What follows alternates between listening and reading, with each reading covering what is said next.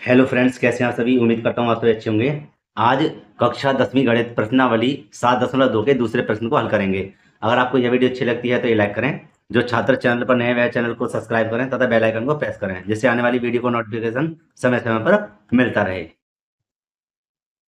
आइए मेरे प्यारे बच्चों, पहले हम प्रश्न संख्या 2 को पढ़ लेते हैं, जो कुछ इस प्रकार लिखी हुई है।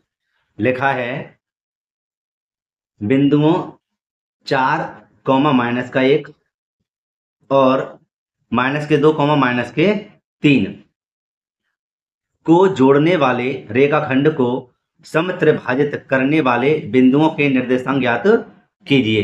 तो मेरे प्यारे बच्चों, पहले हम इसको समझा देते हैं एक अलग पेज पर।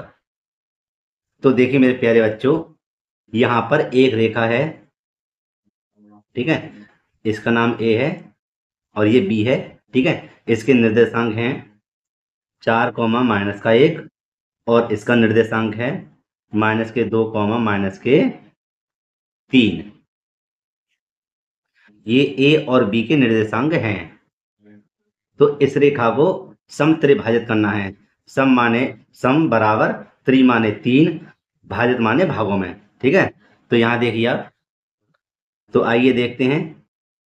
1 2, ठीक है। जितनी ये वाला भाग है उतना ये वाला भाग है, उतना ही ये वाला भाग है। ये क्या भागों में हुआ, 1 2 3 भागों में हमने इसको बांट दिया है।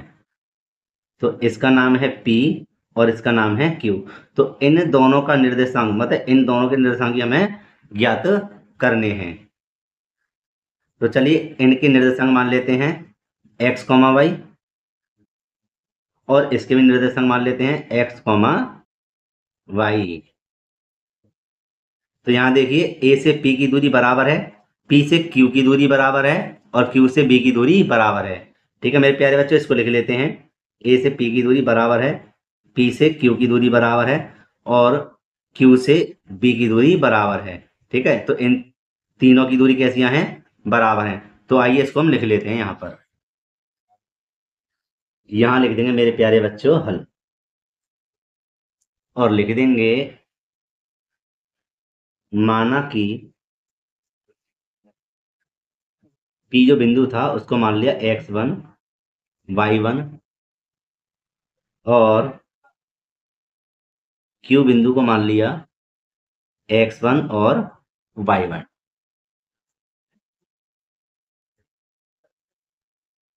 बिंदुओं, कौन कौन से बिंदु थे। ए बिंदु था 4 कॉमा -1, और दूसरा बिंदु तो हमारा बी। बी क्या है हमारे पास, -2 कॉमा -3 को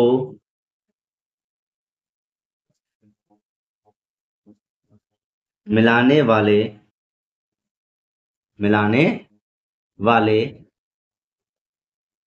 रेखा खंड को समत्रिभाजित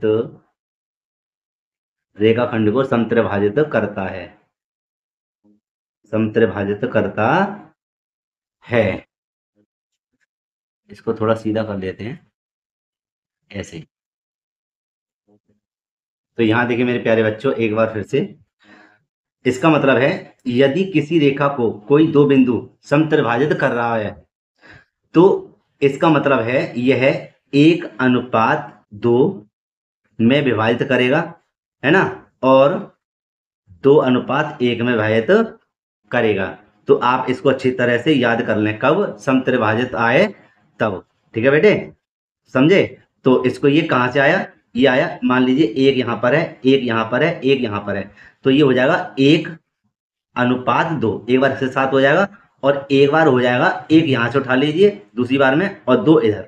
तो 2 अनुपात, ये मतलब 2:1 इधर हो जाएगा, ठीक है। तो आइए अब इसको हम हल करते हैं। लिख देंगे यहां पर, तो लिख देंगे मेरे प्यारे बच्चों, अतः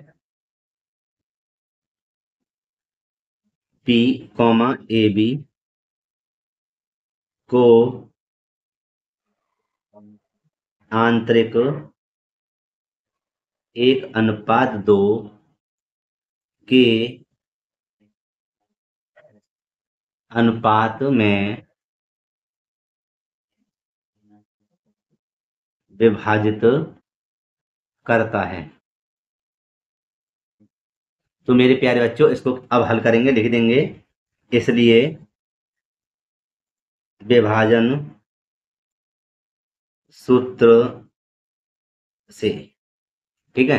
तो हम सबसे पहले यहां लिख देंगे विभाजन सूत्र कौन सा होता है ना, वो तो आपको पता ही है, मैंने पिछली वीडियो बताया है। ये देखिए पहले लिख देते पी का जो निर्देशांक थे x1 और y1, इनके हमें मान ज्ञात करने हैं। विभाजन सूत्र हमारा क्या है, m1 x2 धन के m2 x1 बट्टे में m1 धन के m2, ठीक है, कॉमा।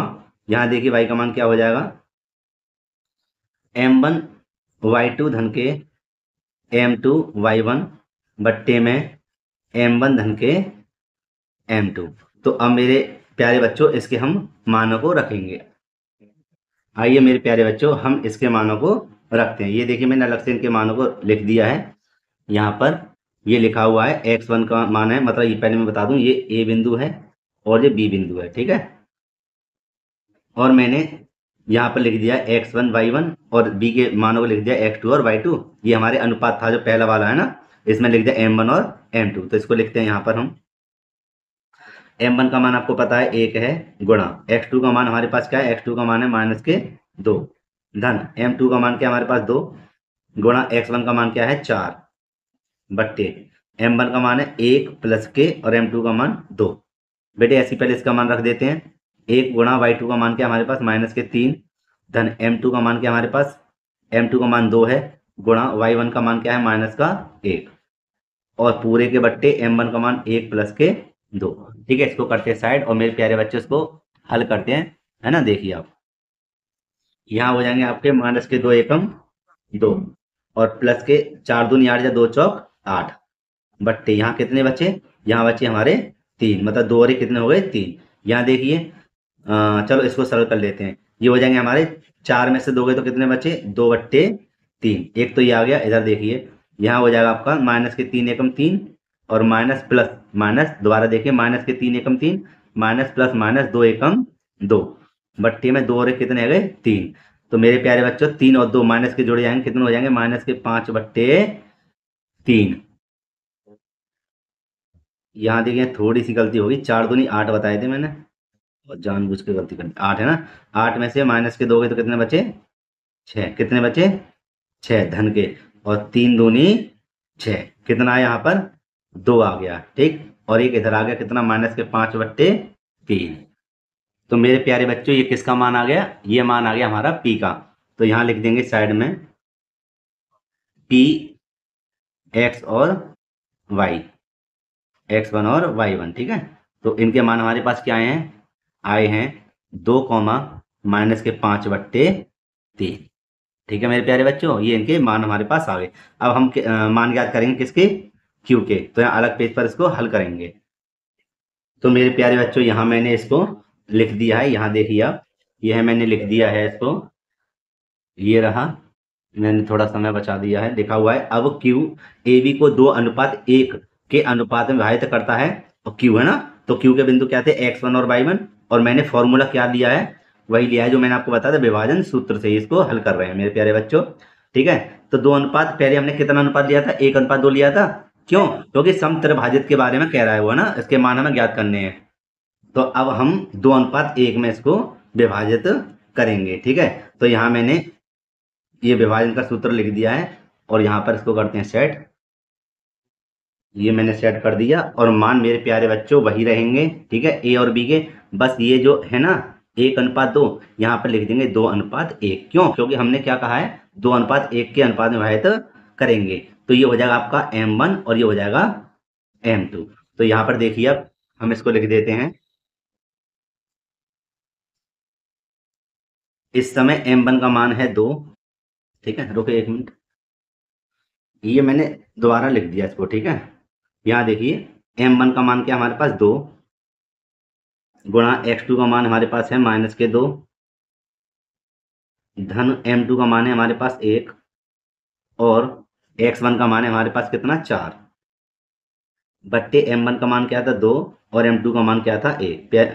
ठीक है, पहले इसको हल कर लेते हैं। 2 दूनी कितने हो गए माइनस के 4 धन के 4 एकम 4 बट्टे कितने बचे 2 और 1 3 बचा है नीचे। तो यहाँ पर ये क्या हुआ 4 धन के 4 ऋण का कैंसिल हो गया, क्या बचा 0 और नीचे कितना है 3 है ना, बट्टे में 3। अब इसके मान को रख देते हैं। m1 का मान क्या था 2 गुणा y2 का मान क्या है माइनस के 3 धन m2 का मान है 1 गुणा y1 का मान क्या है माइनस का 1 बट्टे 2 धन का 1 3 दूनी माइनस के हो गए 6 प्लस माइनस माइनस का 1 यहाँ पर आ जाएगा बट्टे में 2 और कितने हो गए 3। यहाँ पे देखिए दोनों जुड़ जाएंगे, क्या हो जाएंगे यहाँ हो जाएंगे ये माइनस के 7 बट्टे 3। तो इसको ऊपर करेंगे तो कितना आएगा 0 और इसका हो जाएगा माइनस के 7 बट्टे 3। ठीक है, यहाँ पर देखिए तो ये किसका मान आया है q का। लिख देंगे q x1 और y1 का जो मान है 0 माइनस के 7 बट्टे 3 है। यही हमारा आंसर है। एक ये आंसर हो गया, यहाँ पर देखिए एक ये आंसर हो गया और इससे पहले आंसर इसको ऐसे कर लीजिए और ये वाला आंसर था इसका, यहाँ देखिए ये। ठीक है, यही हमारे आंसर है। एक बार और इसको आप देख लीजिए अच्छी तरह से। ये यहाँ से स्टार्ट करें और ये देखिए